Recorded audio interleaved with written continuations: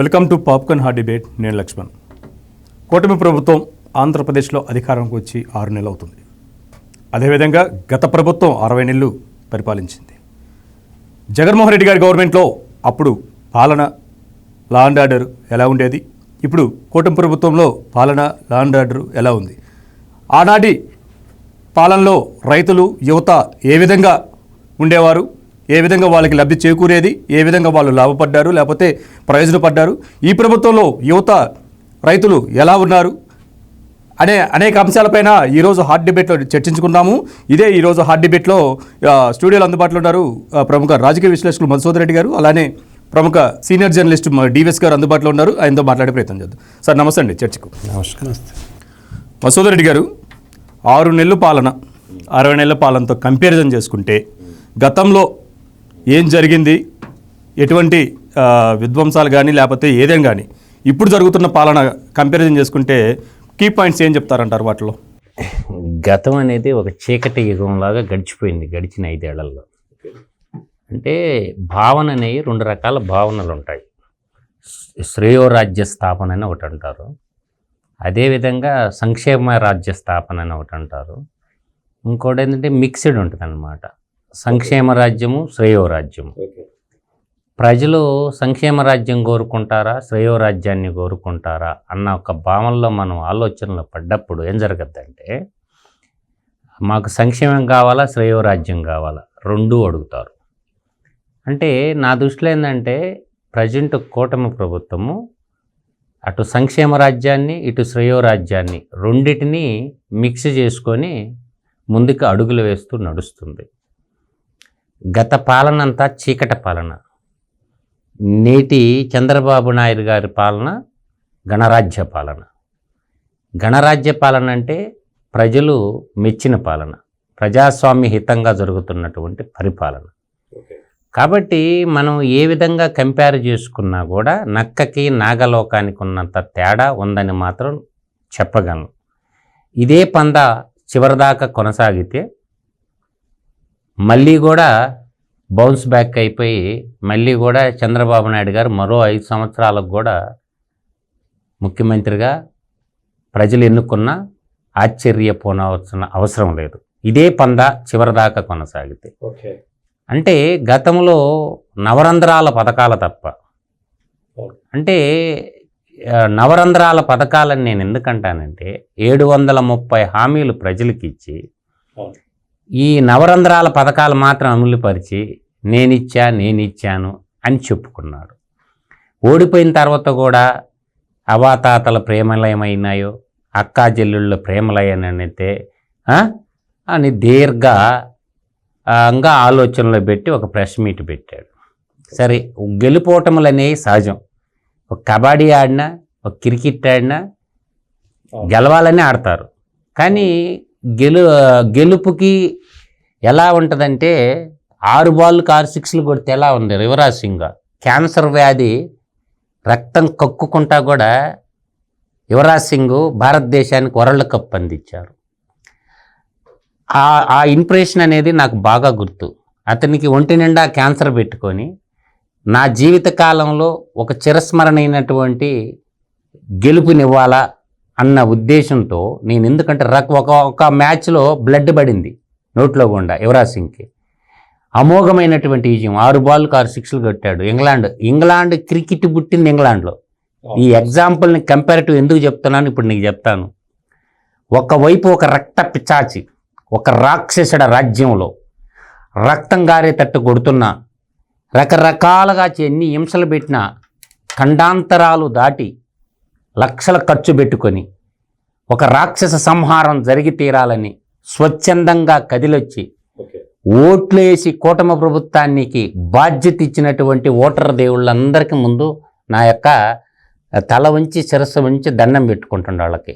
ఈ ప్రభుత్వాన్ని నిలబెట్టింది చదువుకున్న యువత, జర్నలిస్టులు, మేధావి వర్గం అందరూ కలిసి బాధ్యతని, చంద్రబాబు నాయుడు యొక్క బాధ్యతని కూటమి ప్రభుత్వం మీద ఇచ్చారు. ప్రజలకి అభివృద్ధి చేయమని చెప్పి జరిగిన విధ్వంసాన్ని నుంచి పునాదులు ఏర్పాటు చేసేసి నా రాష్ట్రం ఇది అని ప్రపంచానికి చూపించమని ఒక బాధ్యతనిచ్చారు. ఆ బాధ్యత విధంగా అడుగులు పడుతూ ఉన్నాయి. 6 కోట్ల ఆంధ్రుల కలలగన్న రాజధాని అమరావతి నగరాన్ని పాడుబెట్టి ఒకడు శ్మశానం అంటాడు, ఏడేముందంటాడు, రకరకాల అంటాడు. తర్వాత కలకంట కన్నీరు వలికిన ఆ ఇంట సిరి ఉండజాలదు అని చెప్పారు. అమరావతి ఆడబిట్టలో బోరుని ఏడ్చి వీధులెమ్మట తిప్పాడు. అందువల్ల ఏంటంటే ఆ విధంగా ఏంటంటే సర్వ వినాశనాలకి మూల కారణం ఏంటంటే 2019లో ప్రజలు ఇచ్చినటువంటి అవకాశమే ఒక రాక్షసుడు చెలరేగిపోవడం. పురాణాల్లో చదువుకున్నామే కానీ ప్రత్యక్షంగా మనం చూడాల. ఇప్పుడు చూసిన తర్వాత ప్రజలే చేసిన తప్పుకి పశ్చాత్తాపడుతూ సకల జనులు కులాలని మతాలని అన్నిటిని పక్కన పెట్టి రాష్ట్ర శ్రేయోరాజ్యం కోసం, రాష్ట్ర అభివృద్ధి కోసం, నా తెలుగు తల్లి సౌభాగ్యం కోసం ఏం చేశారంటే తండోపతండాలుగా ఓట్లు వేసి కూటమి ప్రభుత్వాన్ని ఎన్నుకున్నారు. బాధ్యత గల ప్రభుత్వం ఇచ్చిన హామీలను ఒకవైపు ఒకటెమిడి ఒకటి నెరవేర్చుకుంటూ అభివృద్ధికి బాటలు వేసుకుంటూ నిరుద్యోగ యువతకి ఉద్యోగాలే లక్ష్యంగా పనిచేస్తుంది. కాబట్టి 6 నెలల్లో మిన్నిరిగి మీదేం పడదు. కాబట్టి ఇంకా నాకు తెలిసినంతవరకు 18 నెలల్లో చంద్రబాబు నాయుడు ఫలాలు అందరికీ అందిపోతున్నాడు. కొన్ని ఫలాలు సంక్షేమ పదాలు అందుతుండే, కంటితో చూసేటటువంటి ఫలాలు కేవలం 6 నెలలు అయిపోయింది. ఇంకొక 12 నెలల్లో నా ఎక్స్పెక్టేషన్ వచ్చే డిసెంబర్ 31 నాటికి మన అమరావతి రాజధాని జిగేల్మని అగుపడేటటువంటి పరిస్థితి ఉంటుంది. కొంత ఎంప్లాయ్మెంట్ కూడా జనరేట్ అయ్యేటటువంటి పరిస్థితి వస్తుంది. కాబట్టి తొందరపడాల్సిన అవసరం లేదు. కూటమి ప్రభుత్వం సరైన మార్గంలో శ్రేయోరాజ్య స్థాపన మార్గంలోనే ముందుకు పోతుందని నేను చెప్పగలను. డివిఎస్ గారు, 6 నెలల్లో అద్భుతాలు సృష్టించడం జరగొచ్చేమో అన్నట్టుగా కూటమి ప్రభుత్వం అనేక పెట్టుబడులు తీసుకురావడం కానీ, పరిశ్రమలు స్థాపించడానికి, మరోవైపు యువతకు ఉపాధి కానీ, అన్ని సంక్షేమం అభివృద్ధి 2 వైపులు పరుగులు పెడుతుంది. ఏపీలో చూసుకుంటే గుంతలు పూడుస్తున్నారు. మొత్తం రోడ్లు మొత్తం రేపు వచ్చే సంక్రాంతికలు పూర్తి కావాలని చెప్పి ఎంతో యుద్ధ ప్రాతిపదికన డెవలప్మెంట్ని ముందుకు తీసుకెళ్తున్న పరిస్థితిలో ఉన్న 60 నెలలు పాలించి అసలు మొత్తం టోటల్గా ఒట్టిపోయే విధంగా ఆంధ్రప్రదేశ్ని మార్చి ఇంకా 6 నెలల ప్రభుత్వం పైన ఇంకా యుద్ధం చేస్తానంటాడు జగన్మోహన్ రెడ్డి. దీన్ని ఎలా చూడాలంటారు? అంటే అది చెడు, ఇది మంచి, అది చీకటి, ఇది వెలుగు అన్నమాట. అది రాక్షస స్వామ్యం, ఇది బాధిత స్వామ్యం. అక్కడ రాక్షసులే రాజులుగా చలామణి అయిపోయారు, ఇక్కడ బాధితులే రాజులయ్యారు. ఏది ఇవాళ ముఖ్యమంత్రి బాధితుడు, ఉప ముఖ్యమంత్రి బాధితుడు, స్పీకర్ బాధితుడు, డిప్యూటీ స్పీకర్ బాధితుడు, అసలు శాసనసభే బాధితుల సభ. బాధితులంతా ఏరి కోరి ఈ ప్రభుత్వాన్ని తెచ్చుకున్నారు వాళ్ళకి న్యాయం చేయమని. ఎందుకంటే ఇవాళ వీళ్ళపైన బాధ్యత, బృహత్తర బాధ్యత పెట్టారు. కరెక్ట్గా రేపటికి 6 నెలలు అవుతాం. ముఖ్యమంత్రిగా చంద్రబాబు, ఉప ముఖ్యమంత్రిగా పవన్ కళ్యాణ్, ఆ క్యాబినెట్ ఏర్పడి ప్రమాణ స్వీకారం చేసి 6 నెలలు అవుతున్న దీంట్లో ఇవాళ కంపారిజన్ ఏంటి? ఆంధ్రప్రదేశ్ ఊపిరి పీల్చుకొని 6 నెలలు అయింది. ఆంధ్రప్రదేశ్ ఈ సైతాన్ సైన్యం చెర నుంచి బయటపడి 6 నెలలు అవుతుంది అన్నమాట. ఏంటి అప్పుడు జరిగిన అన్యాయం ఏంటి, అరాచకం ఏంటి, ఇప్పుడు జరిగిన న్యాయం ఏంటి అనేది కంపారిజన్ చర్చల్లో మన కళ్ళ ముందే కనపడుతోంది. ఇవాళ ఏంటి? ఒక భరోసా, ఇవాళ ఒక నమ్మకం, ఇవాళ ఒక స్వేచ్ఛ, నిర్భీతిగా ఇవాళ ప్రజలు రోడ్ల మీద తిరగగలుగుతున్నారు. ఇప్పుడు నా భూములు పోతాయన్న భయం లేదు, నా ఇల్లు ఎవడో కబ్జా చేస్తాడన్న నాకు ఇది లేదు. ఇవాళ ఏంటి? గతంలో మనం చూసాం 14 లక్షల ఎకరాల భూములు వీళ్ళు కబ్జా చేశారు, ఫ్రీహోల్డ్లో పెట్టారు. అందులో 4.5 లక్షల ఎకరాలు బీసీ, ఎస్సీ, ఎస్టీలయ్యాయి. అంటే ఎలా బకాసురులు జగన్మోహన్ రెడ్డి పెంచి పోషించాడో మనం చూస్తున్నాం. మంత్రులు అసలు 100 ఎకరాలు కబ్జా చేశారు, ఎమ్మెల్యేలు జగన్మోహన్ రెడ్డి హయాంలో. ఇప్పుడు ఈ 6 నెలల్లో మొత్తం 1,70,000 ఫిర్యాదులు వచ్చినాయంట. వాటిల్లో సగం భూముల గురించే. ఏది? అనగాని సత్యప్రసాద్ అంటున్నారు. ఇప్పుడు రెవెన్యూ సదస్సులు జరుగుతున్నాయి. గత 4 రోజులుగా రెవెన్యూ సదస్సుల్లో ఏంటి 19,000 ఫిర్యాదులు వచ్చినాయంట. నా ఆధార్ తప్పుబడిందనో, నా పేరు తప్పుపడిందనో, ఆ భూమి అడంగల్ అది నంబర్ మారిందనో. ఎందుకంటే ఇవాళ జగన్మోహన్ రెడ్డి జగనన్న భూరక్ష అని పెట్టి భూములన్నీ భక్షించిన పరిస్థితి. సర్వేరాళ్ళు అటుపైన జగన్ బొమ్మలు, పాస్ పుస్తకాలపైన జగన్ బొమ్మలు విసిగి వేసారు కదా జగన్మోహన్ రెడ్డిని. వాళ్ళ ఆయన పార్టీని భూస్థాపితం చేసింది. 151 సీట్లలో గెలిపించింది వాళ్ళే, 11 సీట్లలో నెలకేసి తొక్కింది వాళ్ళే. అంటే అది ప్రజాశక్తి. ఇవాళ మనం మసూదన్ రెడ్డి గారు చెప్పారు ఏంటి, ఉపాధి పెద్ద ఎత్తున పెట్టుబడులు రాబడుతున్నారు. ఇవాళ పరిశ్రమలన్నీ వాళ్ళ ఆంధ్రప్రదేశ్ వైపు చూస్తున్నాయి. జగన్ హయాంలో ఆంధ్రప్రదేశ్ పట్టభద్రుల్లో నిరుద్యోగిత 30%, గ్రాడ్యుయేట్స్లో అన్ఎంప్లాయ్మెంట్ జగన్ హయాంలో 30%, జాతీయ సగటు 14%. అంటే డబల్ అన్నమాట. అందుకే వాళ్ళు తిరగబడింది. ఎవరు, యువతరం మొత్తం అంతా తిరగబడి జగన్ మాకొద్దు. ఎందుకంటే అంత మోసం చేశాడు. ఏమన్నాడు, జాబ్ క్యాలెండర్ ఇస్తా అన్నాడు ప్రతి జనవరిలో. ఇచ్చాడా? మెగా డిఎస్సి అన్నాడు, దాన్ని దగా డిఎస్సి చేసి పారేశాడు. ఇది మనం అనేది కాదు, సొంత చెల్లి షర్మిలే తిట్టు వదిలిపెట్టింది. ఇవాళ మరి మొదటి రోజే ప్రమాణ స్వీకారం నాడే చంద్రబాబు 5 సంతకాలు చేశాడు. మెగా డిఎస్సి 16,000 పోస్టులతో ఇవాళ మెగా డిఎస్సి రాబోతాను. పెన్షన్ 1000 రూపాయలు పెంచేశారు. పెన్షన్ 1000 రూపాయలు పెంచడం కాదు, అసలు పెన్షన్ 1000 రూపాయలు పెంచుతా అన్న రోజు నుంచి 3 నెలలు ఎక్స్ట్రా ఇచ్చాడు. 7,000 అన్నమాట. ఏది, ఆయన సీఎం అయిన మొదటి నెలలో ప్రతి పెన్షన్ దారుడికి వచ్చిన అమౌంట్ 7,000. అదే జగన్మోహన్ రెడ్డి 1000 రూపాయలు పెన్షన్ పెంచడానికి నిక్కి నీల్గి 4 ఏళ్ళు ఏదో బిచ్చం వేసినట్టుగా 250, 250, 250. అంటే కంపారిజన్ 1000 రూపాయలు పెంచడానికి 4 ఏళ్ళు తీసుకున్నాడు కావాలా, 1000 రూపాయలు మొదటి రోజే పెంచినాడు కావాలా? అది కదా. ఇప్పుడు ఏంటి, పరిపాలన, ఒక బాధ్యత. గతంలో మచ్చుకు గోడలు లేవు. ఇప్పుడు ఏంటి, మొత్తం ఒక జవాబుదారీతనం వచ్చింది. ఇప్పుడు ఈరోజు కూడా రేపొద్దున 6 నెలలైన సందర్భంగా కలెక్టర్ల కాన్ఫరెన్స్ పెడుతున్నారు. జగన్ హయాంలో కలెక్టర్ల కాన్ఫరెన్స్ ఎలా జరిగాయి, ఇప్పుడు కలెక్టర్ల కాన్ఫరెన్స్ ఎలా జరుగుతుంది? కలెక్టర్ల కాన్ఫరెన్స్ రోజే ముఖ్యమంత్రిగా జగన్ ఏమన్నాడు, ప్రజావేదిక కూలగొట్టేయండి అన్నాడు. ప్రజావేదిక కూలగొట్టిన రోజే జగన్ నైజం ప్రజలకు అర్థమైపోయింది. ఇతను కట్టుబడి కాదు వచ్చింది, ఇతను కూలగొట్టడానికే వచ్చాడు. అది మొత్తం ఆంధ్రప్రదేశ్ని నిట్ట నిలువున కూలగొట్టాడు.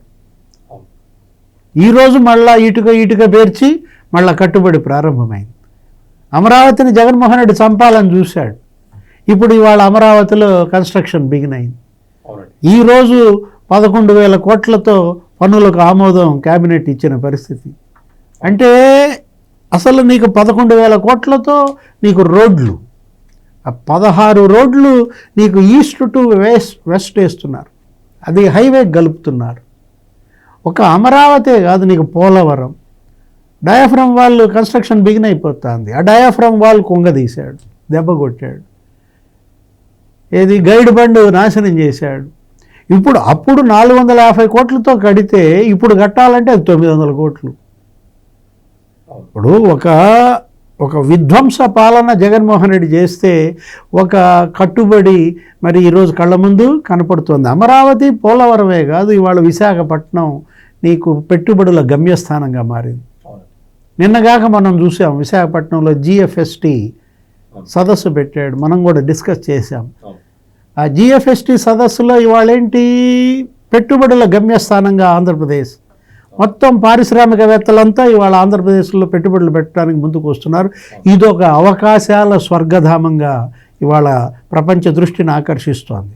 అరాచకాల స్వర్గధామం చేసింది జగన్, అవకాశాల స్వర్గధామం అంటోంది చంద్రబాబు. అవునండి డివిఎస్ గారు, మెటల్ ఇక్కడ స్టీల్ ప్లాంట్ పెట్టాలని చూస్తుంటే ఒరిస్సాలో ఎక్కడో బాగుంటుంది, పక్క రాష్ట్రాలకు వెళ్ళిపోమని చెప్పి ఈయన సలహా చెప్తాడు జగన్మోహన్ రెడ్డి గారు. అసలు ఒకవైపు ప్రజలు నీకు మ్యాండేటరీ ఇచ్చారు, నీ కెపాసిటీ ఇంతేనని చెప్పినట్టుగా, నువ్వు చేసిన 60 నెలల పాలన చాలు, ఇది నీ ప్లేస్ అని చెప్పి 11 స్థానాలు కూర్చోబెట్టారు. అదే అలా కూర్చోబెట్టారని అక్కస్తోనేనా ఈ పరిశ్రమలు కూడా ఒక రాష్ట్రాలు పంపించడానికి ప్రయత్నాలు చేస్తున్నాడు, ధర్నాలు రేపమాపో ధర్నాలు అంటున్నాడు. అంటే అతను కక్ష, జగన్మోహన్ రెడ్డి అతనేంటి కక్ష సాధింపు, ఆయన నైజ గుణం, ఆయన బ్లడ్లోనే కక్ష ఉంటుందన్నమాట. అంటే ఏంటి, తనను ఓడించారనే కక్ష ఇవాళ ప్రజలపై తీర్చుకుంటున్నాడు. ఇంతకు ముందేమో ప్రతిపక్షాల మీద కక్ష తీర్చుకున్నాడు, ప్రజా సంఘాల మీద కక్ష తీర్చుకున్నాడు. ఇప్పుడు ఏం చేస్తున్నాడు, నన్ను ఓడించారు కదా ఈ ప్రజలు, ఈ రాష్ట్రం మీదే పగబట్టాడు. అంటే ప్రజలపై పగబట్టిన నాయకుడిని మొదటిసారి చూస్తున్నాం అన్నమాట. ఇప్పుడు మీరన్నది ఆర్సెల్ మిట్టల్ 1,60,000 కోట్లతో అనకాపల్లి దగ్గర స్టీల్ ప్లాంట్కి ఒరిస్సా బొండి మీరు అంటే అదే కాదు, ఆ యూట్యూబ్ అకాడమీ ఆయన ఇక్కడ యూట్యూబ్ అకాడమీ పెడతానికి ముఖ్యమంత్రి చంద్రబాబు ఆ యూట్యూబ్ నీల్మోహన్తోనూ ఆ గూగుల్ హెడ్తో వర్చువల్గా కాన్ఫరెన్స్ పెట్టుకుంటే వాళ్ళకి రీట్వీట్ చేస్తారు, వాళ్ళకి మెయిల్స్ పంపుతారు, ఇక్కడ లా అండ్ ఆర్డర్ ప్రాబ్లం ఉంది, మీ ఫీమేల్ ఎంప్లాయీస్కి ఇక్కడ రక్షణ లేదు, హైదరాబాద్లో పెట్టుకోండి అంటాడు. అసలు వరల్డ్ బ్యాంక్కి మెయిల్స్ పంపారు, ఏంటి ప్రపంచ బ్యాంక్కి మీరు అమరావతికి లోన్ ఇవ్వకండి. అతను ఏదో రకంగా ఈ అమరావతి బాగుపడకూడదు, ఆంధ్రప్రదేశ్ నిలబడకూడదు, ఈ ప్రజలు సంతోషంగా ఉండకూడదు. మసోదరెడ్డి గారు, డివిఎస్ గారు చెప్పినట్టు కక్ష అనేది తల్లి చెల్లిమేనే కాకుండాను ప్రజల మీద కూడా అదే విధంగా సాధిస్తున్నట్టు కనిపించట్లేదండి. ప్రజాస్వామ్యంలో ఎన్ని కుదరవు, కానీ వ్యక్తి కాడికి ప్రజాస్వామ్యం గొప్పదని నేను ఎప్పుడు చెప్తాను. ప్రజలన్నీ గమనిస్తుంటాయి. సంస్కారవంతుడికి సంస్కారహీనుడికి జరిగినటువంటి ఎలక్షన్ మొన్న, సంస్కారవంతుడికి సంస్కారహీనుడికి మధ్య జరిగినటువంటి ఎలక్షన్ మొన్న జరిగింది. ముందు సంస్కారాన్ని మర్చిపోయి రాష్ట్ర పాలకుడు ఏం చేశాడు, ఇష్టం వచ్చినట్టు సిద్ధం సభల్లో నోటికి పట్టినట్టు భాషను కూడా కూనీ చేశాడు. మనుషుల్ని కూనీ చేయటం అంటే మనుషుల్ని చంపాడు. తర్వాత మాతృభాష, మాతృదేవోభవ, పితృదేవోభవ, ఆచార్య దేవోభవ అంటారు కదా, గురుదేవోభవ అని. అట్లా గురువులు చెప్పే భాషను కూడా సిద్ధం సభల్లో భాషకు కూడా చెదులు పెట్టించాడు. అందువల్ల నేనంటుండేది ఏంటంటే, వరుసగా మనం చెప్పుకుంటూ పోతే రంగాల వైజ్గా మనం కానీ కంపేర్ చేసుకున్నప్పుడు, ఒకటి పరిశ్రమల రంగం. పరిశ్రమల రంగంలో ఇప్పుడున్న కూటమి ప్రభుత్వం తీసుకున్నటువంటి నిర్ణయాలు, గతం 5 ఏళ్ల ప్రభుత్వం తీసుకున్న నిర్ణయాలు కంపేర్ చేసుకోవాలి. ఒక్క పరిశ్రమ పేరు చెప్పలేకపోయారు.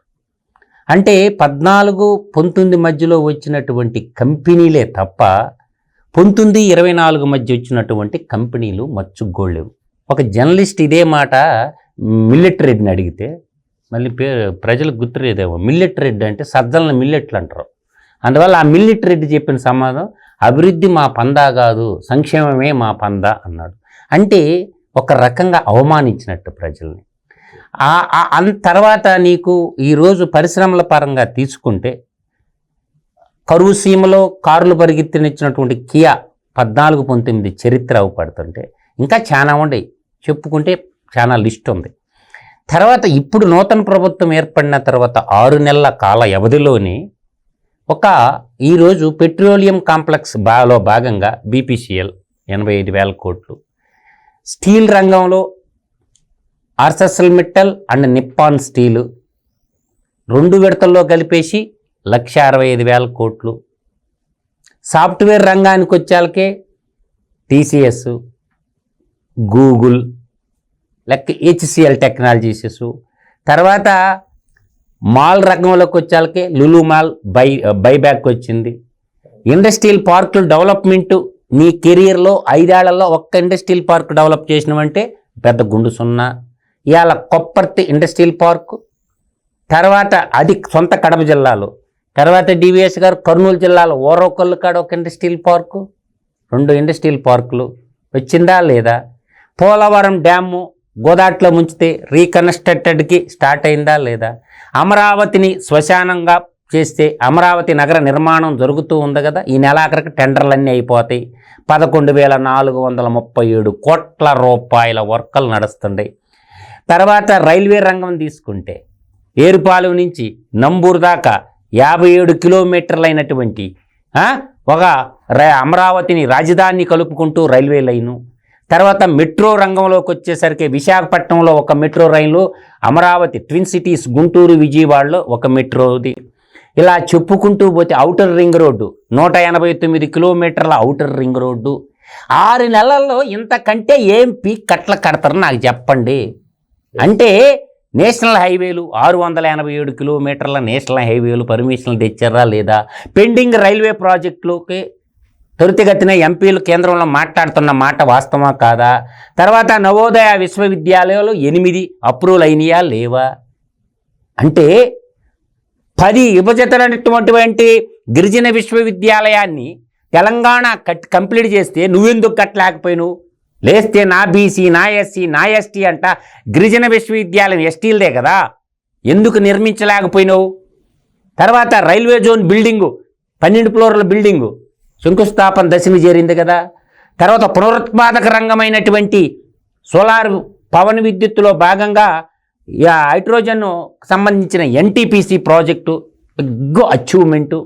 ఇలా అన్ని రంగాలలో ప్రణాళికలు రచించుకొని ప్రభుత్వాన్ని సరితూకం చేసుకుంటూ ఒకవైపు వరదలు, మరోవైపు డ్యాములు పుల్లైపోయి నీళ్లు ప్రజలను రక్షించుకుంటూ ఇచ్చిన హామీలకి సంక్షేమ పథకాలు ఒక్కొక్కటి మెట్టినెక్కించుకుంటూ డిఎస్సి అంటే ఒక డిఎస్సి కూడా గతంలో చంద్రబాబు నాయుడే 150,000 డిఎస్సీలు వేసి 150,000 టీచర్ ఉద్యోగాలు సృష్టించాడు.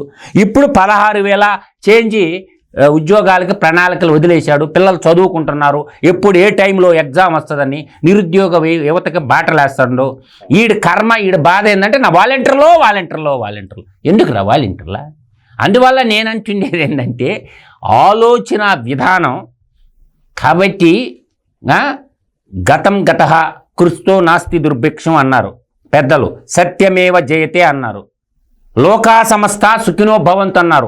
ప్రపంచంలో ఉండేవాళ్ళు అందరూ బాగుండాలా, మనము బాగుండాలా, సర్వే జన సుఖినో భవంతు అన్నారు, అందరూ బాగుండాలి, అందులో మనం ఉండాలి. ఇది మన నినాదం. అయితే ఈ ప్యాలెస్ పిచ్చోడు, ఈ తుగ్లక్గాడు, జగ్లక్గాడు నేను ఒక్కడనే బాగుండాలా, అందరూ ఏమైపోయినా పర్వాలేదు. ఇది ఎందుకంటే నేను అదే చెప్పినా కదా నిన్న కూడా నీకు, రాసుకోవటానికి సాక్షి పక్షి పేపర్ ఇచ్చిండు, చూసుకోవటానికి పక్షి టీవీ ఇచ్చిండు, ప్యాలెస్లు కట్టుకోవటానికే భారతీయ సిమెంట్ ఇచ్చిండు. అన్నీ ఇచ్చి ఎందుకు చచ్చావు నానా, నాకు ఈ కష్టాలన్నీ నువ్వు లేకపోతేనే అంటుండు అని ఆయన పేరు సిబిఐ ఛార్జ్షీట్లు ఎక్కించాడు. ఇప్పుడు ఇవాళ జగన్మోహన్ రెడ్డి పరిపాలనకి చంద్రబాబు పరిపాలనకి కంపారిజన్లో మనం అప్పుడు రైతులు ఎలా ఉన్నారు, ఇప్పుడు రైతులు ఎలా ఉన్నారు. జగన్మోహన్ రెడ్డి రేపొద్దున ధర్నా చేస్తాడంట, ఆయన చేయడంటే వీళ్ళని చేయమంటాడు. ఏది రేపు 13వ తారీఖు ఏదో ఒక 3 రోజులు ఆందోళనకు పిలిపించాడు. 13, 27 జనవరి 27 జనవరి 3 శుక్రవారం అవినీతి ప్రతివ్రత నోముల వ్రతం. ధర్నా కాదు, శుక్రవారం సీమాంధ్ర నెల అవినీతి ప్రతివ్రత నోముల వ్రతం అని ఒక ప్రోగ్రాం పెట్టుకొని చేస్తాడు. అంటే వాయిదా ఎగ్గొట్టడానికో ఏదో మరి సిబిఐ ఛార్జ్ షీట్లు వాటిపైన కోర్టు వాయిదాలు ఎగ్గొట్టడానికి శుక్రవారం అంటే అది కోర్టు వారం జగన్ దృష్టిలో. ఇప్పుడు ఈరోజు ఏంటి 1650 కోట్లు రైతులకు బకాయిలు పెట్టాడు జగన్మోహన్ రెడ్డి. ఆ 1650 కోట్లు వీళ్ళు తీర్చారు. ఎవరు? చంద్రబాబు ముఖ్యమంత్రిగా నాదేళ్ల మనోహర్. ఇవాళ ధాన్యం కొనుగోళ్లలో జగన్ 5 ఏళ్లలో ఎంత ధాన్యం కొన్నాడో ఇప్పుడు ఈ మొదటి సంవత్సరమే వీళ్ళంత ధాన్యం కొన్నారు. ఇప్పటికీ ధాన్యం కొనుగోళ్ల పైన 3,000 కోట్లు ఖర్చు పెట్టారు. ఏది 6 నెలల్లో రైతులకి. అదే జగన్మోహన్ రెడ్డి ధాన్యం కొనుగోళ్ళు నెలల తరబడి బకాయిలు పెరబెట్టి ఏ ముఖం పెట్టుకుని వీళ్ళు మరి రైతులను రమ్మంటున్నారు. వ్యాలిడ్ పాయింట్ చెప్తా డివేస్ గారు, మీరు వినండి. లక్ష్మణ్ గారు, డివేస్ గారు, రైతు భరోసాలో ధరల స్థిరీకరణ నిధి 4,000 కోట్లు పెడతానని చెప్పాడు. 4 రూపాయల బిల్, 4 పైసలు కూడా పెట్టలా, అనా పైసలు కూడా 4 అనా పైసలు పెట్టలా. తర్వాత ప్రకృతి విపత్తు నిధుల కింద 3,000 కోట్లు పెడతానన్నాడు. అర్థమవుతుందా? 3 అనానయా పైసలు కూడా పెట్టకపోగా ప్రకృతి విపత్తు నిధుల డబ్బులు కొట్టేసాడు. తర్వాత ఇంకా రైతు భరోసా అనేటటువంటి అది ఒక పెద్ద దగా భరోసా. నేను చెప్తానేనండి, దాంట్లో ప్రతి నియోజకవర్గానికి డివిఎస్ గారు 175 నియోజకవర్గాలకి ఒక ఫుడ్ ప్రాసెసింగ్ యూనిట్ పెడతానన్నాడు. ఒక్క యూనిట్ పెట్టిండా అని అడుగుతుందా? కనీసం పులివెందులలో పెట్టిండా? ఇంకా ఉంది కదా. ప్రతి దానికి హెడ్ క్వార్టర్లో ఏంటంటే గోడౌన్లకు ధాన్యపు నిల్వల గోడౌన్లు కట్టిస్తానని చెప్పిండు. ఒక్క గోడౌన్ చూపించరా బాబు నువ్వు. ఈ విధంగా ఉచిత బోర్లంట. ఇదే నీ నియోజకవర్గంలో ఎన్ని వేశారో, పల్నాడులో ఎన్ని వేశారో, ఉదయగిరిలో ఎన్ని వేశారో, నాకైతే గిద్దలూరులో ఎన్ని వేశారో, మార్కాపురం ఈ రైతులందరిని అడిగితే వాడు పెండా కూడన్నా ఒక్క బోరు కూడా. అంటే బోర్ల పథకం ఏమైంది? బోర్లా బొనుకోపోయింది. అందువల్ల రైతు భరోసా అంటే టోటల్ 5 సంవత్సరాలకు కూడా కలిపి 37,500 రూపాయలు ఇచ్చిండు. అదే రుణమాఫీ చేసి చంద్రబాబు నాయుడు సింగిల్ స్ట్రోక్లో 14-19 మధ్య కాలంలో ఏం చేశాడంటే 50,000 సింగిల్ స్ట్రోక్లో లేపేసిండు. కొంత బాకీ ఉంటే 1,50,000 దాకా రుణమాఫీ చేయాలంటే లాస్ట్ 2 విడతల పెండింగ్ ఉంటే ఆ డబ్బులు లేనటువంటి దుష్టుడు, దుర్మార్గుడు ఈడు పెట్టిపోయిన బకాయిలన్నీ బాబు గారు ఇస్తున్నారుగా.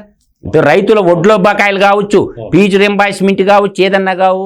కాబట్టి పనిమంతుడికి, పనికి మాలినోడికి, సంస్కారవంతుడికి, సంస్కారహీనుడికి తేడా ఈ పరిపాలన, ఈ 6 నెలల పరిపాలనలోనే అవపడుతుందని నా భావన.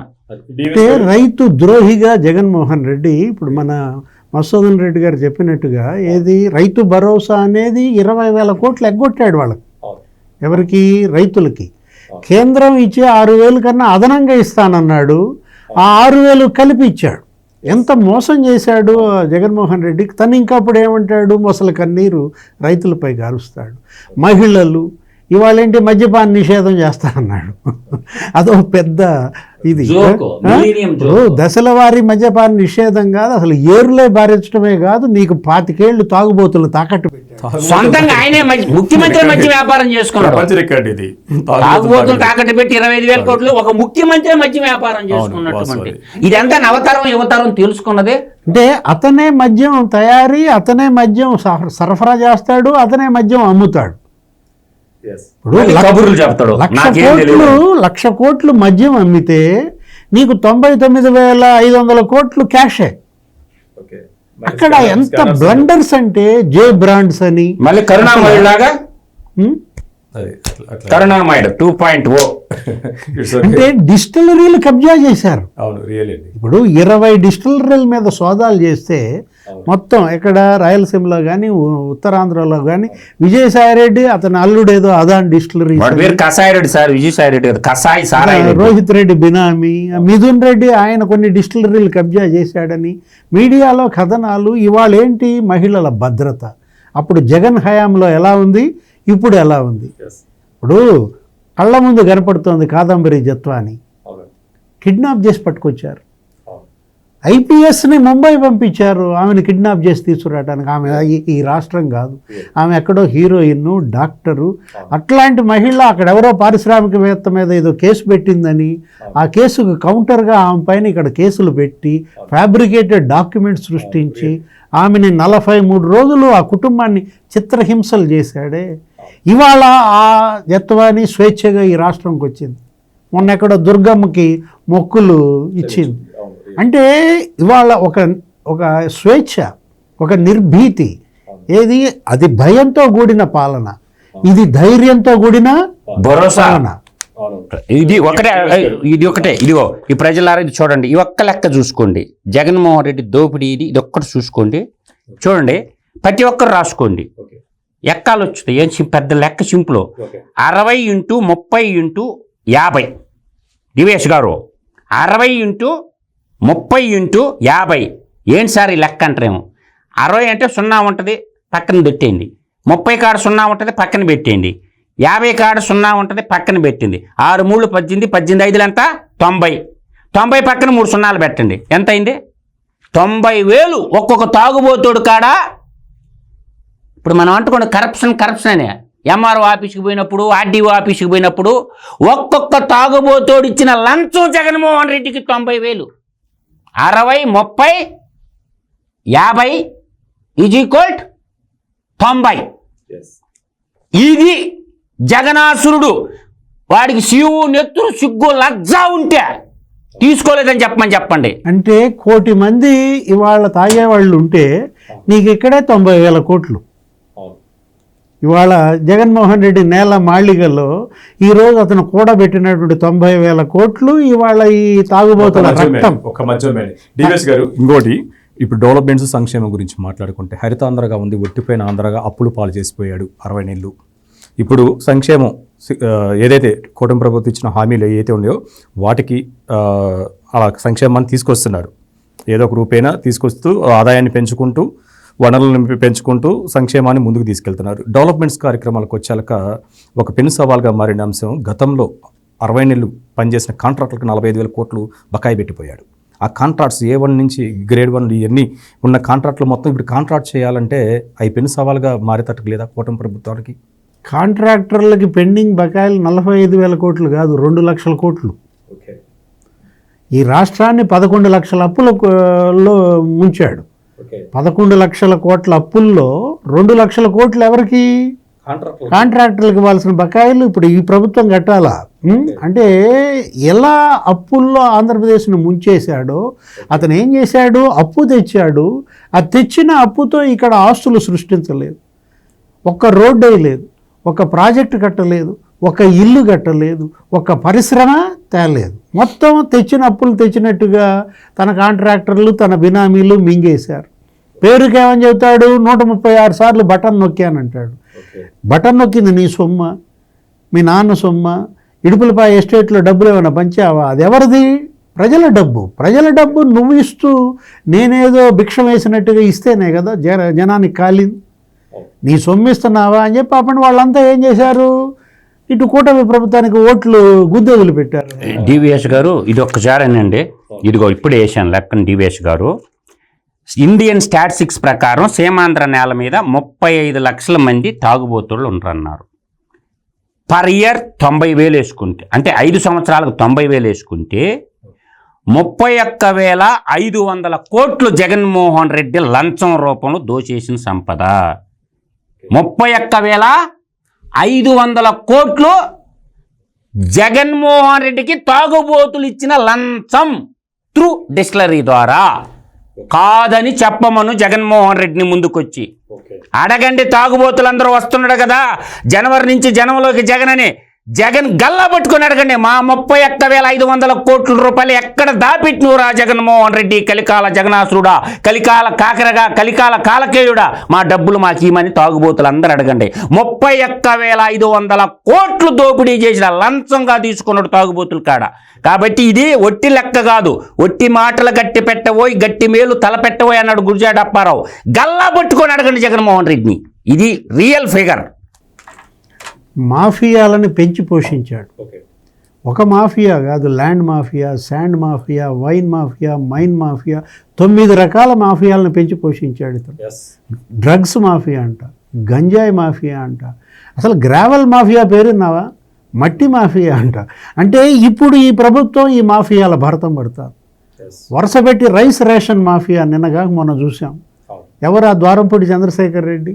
అసలు ఎలా జగన్మోహన్ రెడ్డి ఒక ఆర్గనైజ్డ్ క్రైమ్, వ్యవస్థీకృత నేరాలకు పాల్పడ్డాడో నీకు రైస్ రేషన్ మాఫియానే నీకు కళ్ళ ముందుందన్నమాట. ఇప్పుడు డిప్యూటీ సీఎం పవన్ కళ్యాణ్, ఇవాళ సీఎం చంద్రబాబు ఇవాళ ఉక్కు పాదం మోపుతున్నారు. ఈ మాఫియాల భరతం పడుతున్నారు. ఇంకా 4.5 ఏళ్ళు వీళ్ళ ముందు ఉంది. ప్రజల యొక్క ఆకాంక్షలు నెరవేర్చాలి. అప్పుడు సూపర్ 6 హామీలు నెరవేర్చాలి. మనం చూసాం మొన్నే, ఏది దీపం పథకం కింద 3 సిలిండర్లు ఇచ్చారు. 1 సిలిండర్ ఆల్రెడీ డిస్ట్రిబ్యూటెడ్. ఇప్పుడు వరుస పెట్టి మెగా డిఎస్సి ఇచ్చారు, నీకు పింఛను పెంచారు, నీకు ఇవాళ స్కిల్ సెన్సెస్ నైపుణ్య గణన జరుగుతోంది.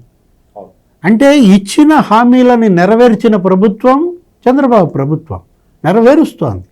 ఇచ్చిన హామీలను ఎగ్గొట్టి మోసం చేసిన ప్రభుత్వం జగన్మోహన్ రెడ్డి ప్రభుత్వం.